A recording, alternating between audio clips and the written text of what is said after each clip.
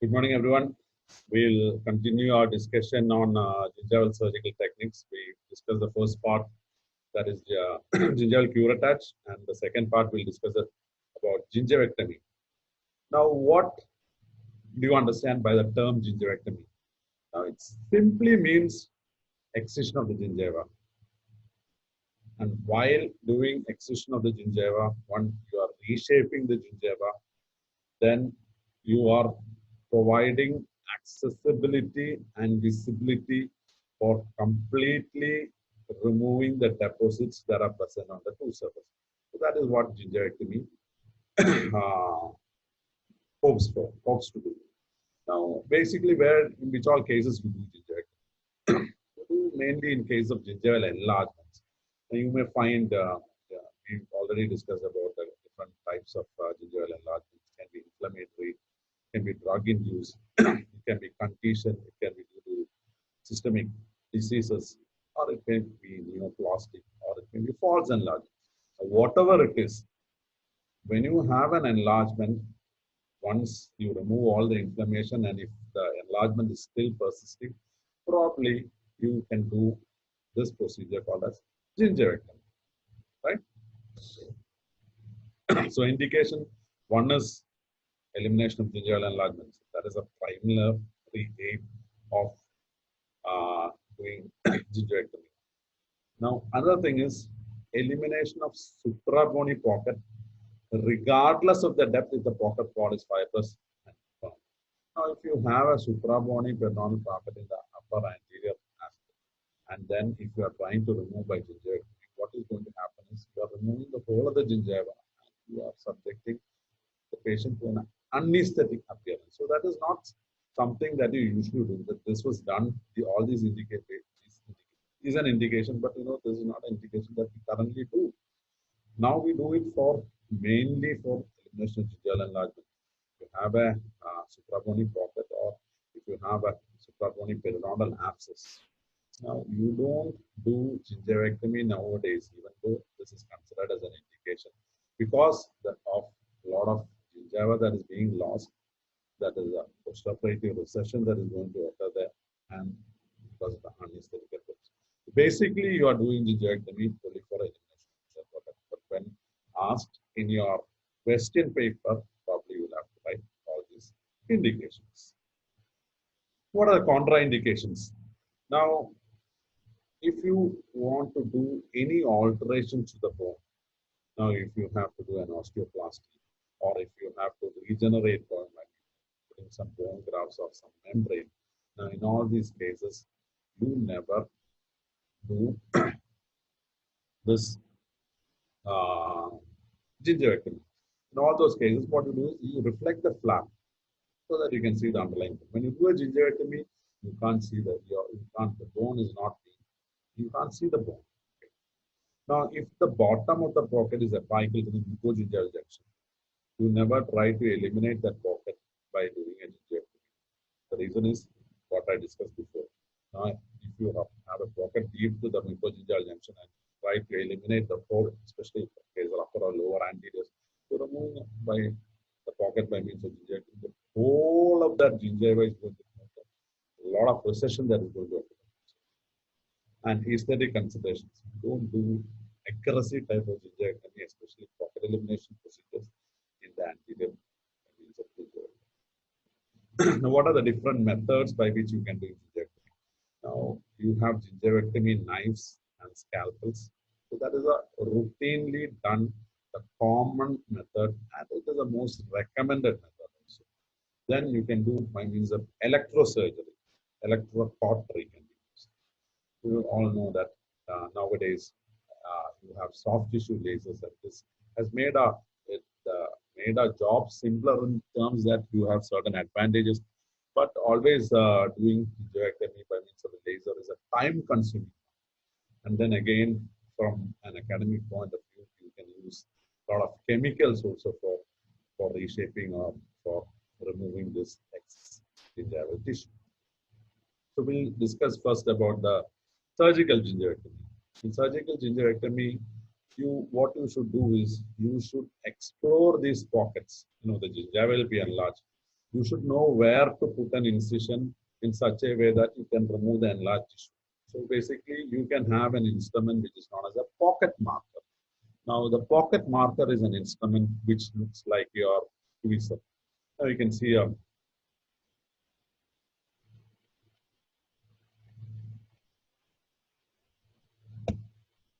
now this is a pocket marker. This is a pocket marker. So it's like a tweezer. Now, one end of your tweezer goes to the bottom of the sulcus. And on the other end, what you can see is you have a pointed aspect, which is almost perpendicular like this pointed aspect. So what you do is insert like this and just press like that. So when you press, what happens is this part, this pointed aspect will create a bleeding point in relation to the outer aspect of the gingiva. So you now this bleeding point is in accordance with the bottom of the gingival sulcus. That is what basically we are going to look at. Now when you look at here, what you do? Again, so what you do is you create multiple bleeding points. So the pockets are marked in relation to a tooth at multiple areas. Okay, you can start from the most distal aspect and come to the midline. Then you can go to the lingual aspect. So by which using a pocket marker, you are probing, marking all the pockets. So that is the first step. Now, after that, you can do is you can using it. You usually use a gingivectomy knife. You have different types of gingivectomy knife which we will be discussing, or by means of a BP blade and handle, you put incisions. Now, when you put in incisions, it can be a continuous type of incision. So you start on the most distal aspect and you put an incision like this, and you continue like this, and you continue. When you put this incision, the handle should be angulated in such a way that after removing the tissues, it should be almost like original tissue. Okay, so almost at 45 degrees to the long axis, so that nice tissue architecture is being created because the interdental areas is more deep. So what you do is you give more prominence to the root and the dental bone area, it gives depression. Like what you do a festooning in relation to a complete denture. So you do this festooning so that you keep root coming. Similarly, you have to incorporate all these when you keep an incision here. So this continuous incision is going to be quite difficult when you do it for the first time. So what you can do is you can do a discontinuous incision. You start with the and insert it like this, and you go like this and here. Okay. From this aspect, again you go like this and here. When you go like this, and then you remove this as one piece, remove this as one piece, remove this as one piece. It will be like so. The result will be same in both the cases. So it may be continuous or it may be discontinuous incision. So what are the instruments that we use? We use periodontal knives. You have two types of periodontal knives. One is a Kirkland knife and the other is a Auburn's knife. Kirkland knife is a kidney-shaped knife. Okay, Auburn's knife is it's a spear-shaped knife which is used in the interdental areas. And you can use BP blade number 11, 12, 15, 15C, and you can also use water instruments like micromotor burrs and all for also doing gingivitis. Now this is the this is a typical what is the instrument known as the Kirkland knife. This is the Auburn's knife. Here you have different types of BP blades over here, and you can see uh, this blade is the number 11 blade. This is the 12 blade. This is 12D. You can see that it's sharp here as well as in the outermost aspect. That's a 12D blade. This is the 15, number 15 blade. And when it is angulated like this, it's called as a 15C blade. So all these types of blades can be used for doing gingivitis.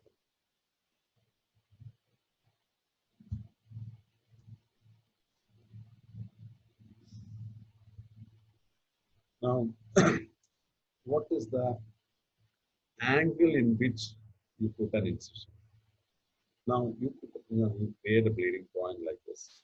So what if you have a bleeding point like that, go more apically and then give an angulation of 45 degrees to the base of the pocket. So that's basically how you angulate this.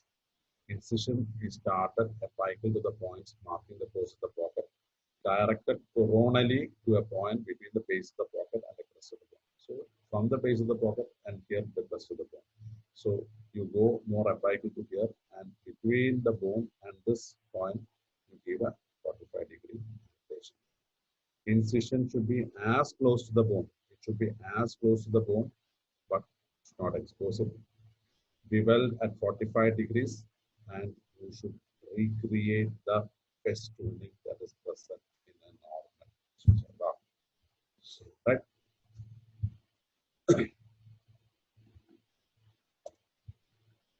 As I told you before, you can either put a continuous, the discontinuous incision like this, or you can put a continuous incision like this.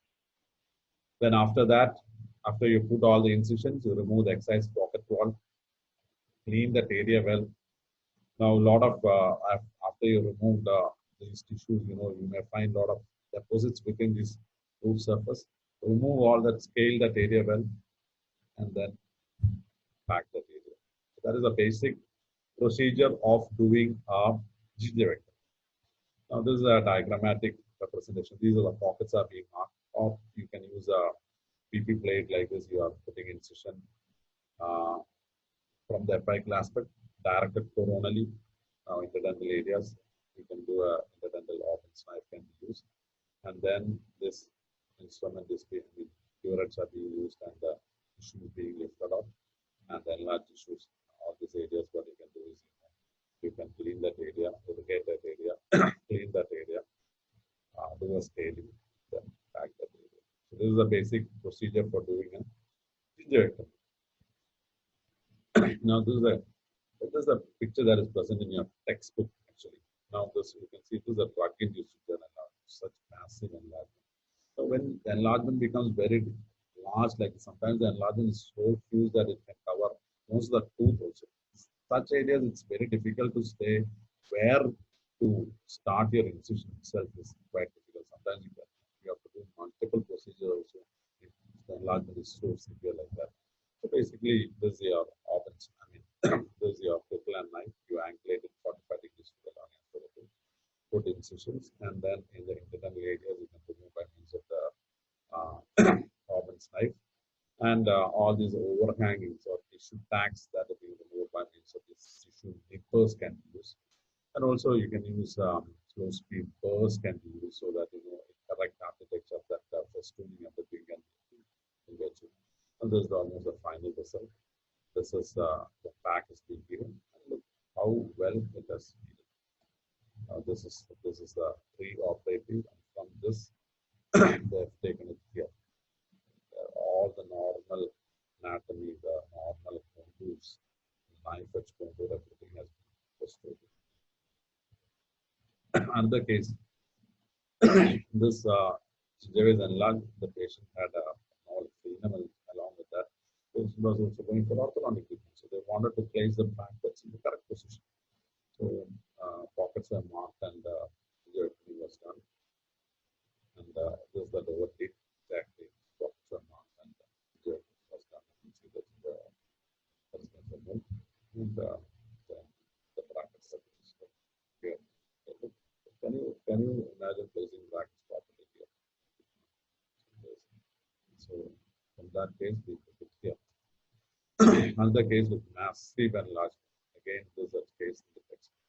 In this cases, again, this was done by a procedure by internal bevel gingiva. Here, we discussed about internal bevel incisions during the in-app procedure, that is excision attachment procedure. That is, you give an incision from the coronal aspect more apically and about 15 degrees angulation, and this is how you remove the tissue. After that, then bevel incisions are given to remove the tissue, then suture it. And you can see that it's gone from here to here. But here, when the enlargement is so severe, even there is some amount of enlargement persisting here. This is the one problem.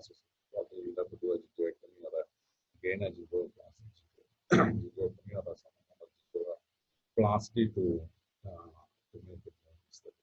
The patient is satisfied. Now you have to come. You have to know a term. It's not a gingivoplasty. Now, gingivoplasty is similar to gingivectomy, but the purpose is different. Gingivectomy is done to remove pockets, and reshaping is just part of the technique. So, whenever there is pocket, that is especially the pseudo type of pockets, you do a gingivectomy, and you reshape. That is part of the technique. But when you don't have any pockets, that is, there is no pseudo pocket, there is no large enlargements. But the gingiva, if anesthetics, some the zenith, the contours of the gingiva may be not correct. So you do a little bit of gingivectomy to correct that only for aesthetic purpose. Such procedure is known as gingivoplasty. So it is defined as the recontouring of the gingiva to achieve physiological contours in the absence of pockets. So the gingivectomy is done in the presence of pseudo pockets. Gingivoplasty is done just for reshaping in the absence of pockets. So that is something that you have to know. Now look, this is the zenith is here. When you compare this, the zenith should be somewhere here, right? It looks totally anesthetic, but what they've done is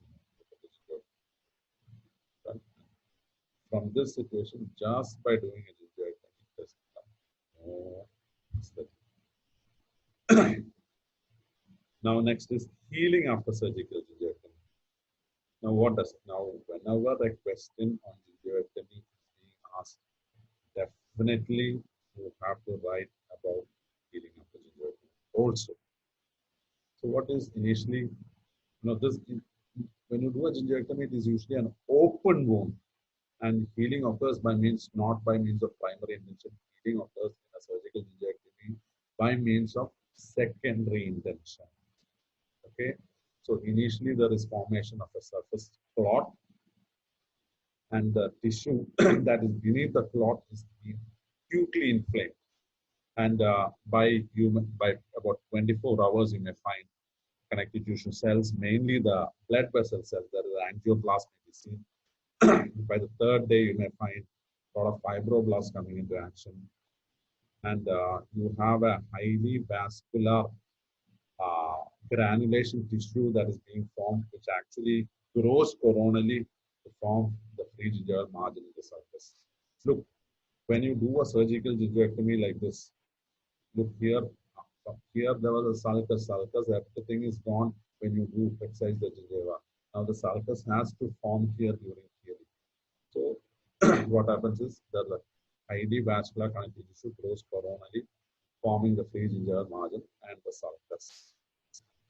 After 12 to 24 hours, the epithelial cells from the margins migrate over the granulation tissue, separating it from the contaminated surface clot. So epithelial healing takes place. Obviously, you have all around the wound, you have epithelium. So this epithelium will migrate. So this will migrate between the clot that is being formed and the granulation tissue and separates the clot. Right? After 5 to 14 days, by the second week, about second week, you may find complete surface epithelialization is complete. But complete connective tissue healing after the surgical gingivectomy will take place for almost 2 months. 7 weeks. Right? So these are the steps of healing after surgical gingivectomy. Now we were discussing about how to do a gingivectomy using a scalpel. Now the second method of doing gingivectomy is gingivectomy by means of electrosurgery. Now what does what are the advantages of doing gingivectomy by means of electrosurgery? One is it permits adequate tissue contouring, and there is less. The problem with gingivectomy is, whenever you are excising the gingiva using a scalpel, there is going to be a lot of bleeding there. So that is going to impede your surgical site. But when you're using a laser, or for that matter, an electroscopy, what the advantage is, there is no bleeding. So you can add, with these tips, you can actually contour the tissue very well. Now, when you do a surgical gingirectomy, the initial incision should be very, very precise so that you should get adequate contouring. But here, just by you can carve the tissues and you can bring it to the desired shape. But the disadvantage is in patients with poorly sheathed pacemakers, this electrocautery can can interfere with the functioning of pacemaker. So there's not much at waste. It is, it burns flesh. When you cauterize it, there's burning of flesh, and that is really not. It creates an unpleasant odor, actually. And if bone is being touched, it can result in irreparable damage of the bone. And if you're touching the cementum, it can cause cemental burn. These are some of the disadvantages of doing electrocautery. So it is usually limited to superficial procedures, especially in periodontics. These are the 4 different procedures in which you do electrosurgery. As I said, removal of gingival enlargements can be, gingirectomy can be done, gingivoplasty can be done, freenectomy and the relocation of muscle attachments can be done, and incision for periodontal abscess and pericorneal flap. Pericorneal flap can be easily removed by electrosurgery. These are the different procedures in periodontics using electrosurgery. now, now we have a lot of hype about this laser. Laser is a very modern tool. You can't say that modern. It's been used for about more than 5 to 10 years now. You can have different types of lasers. Lasers are classified as hard tissue lasers and soft tissue lasers. Hard tissue lasers are the lasers used on the tooth as well as bone. And if it is a hard tissue laser, it won't have no effect on the soft tissue. Likewise, you have soft tissue lasers where you can do soft tissue surgery, but it is not going to have any action on hard tissues. So the wavelength of use and the wavelength of use lasers used in dentistry ranges from 10,600 nanometer to 1,064 nanometer. Only thing is, you have to use this, you have to understand the functioning or the functions of a laser, and you have to use it cautiously. It's a wonderful tool. But the only problem nowadays is, the cost of this, the equipment is very high, and that makes this not accessible for every dentist. That is the only problem. But once, I think probably in a few years, the cost of laser is going to come down and it's going to be a tail. I mean, a tool that probably we are going to use like a Rotomantics. Then last is you can do gingirectomy by means of chemicals. Similarly, I explained in the last class that you can do gingirectomy, curettage by means of chemicals. You apply chemicals to that area. But you can't reshape the gingiva. You can't predict the extent of depth penetration of this chemical into the gingiva, and it creates a lot of sloughing and other disadvantages. So it is not being followed nowadays. It's just a historical perspective. And we used to use 5% paraformaldehyde and potassium hydroxide for doing chemosurgery by gingirectomy by chemosurgery. Disadvantages: depth of action. You can't control the depth of action, depth of penetration. Gingival remodeling, this festooning and all cannot be accomplished by means of chemicals. And epithelialization, reformation of junctional epithelium and attachment of alveolar crest fibers occurs. So the healing after this type of gingirectomy by means of chemicals is very slow. So these are the different methods by which you can do gingirectomy. It is nothing but excision of the gingiva. You can do by means of scalpels or by means of gingirectomy knives. You can do by means of electrosurgery. You can do by means of lasers, and you can actually do by means of chemicals, which you cannot do now. So I think that's the end of this topic.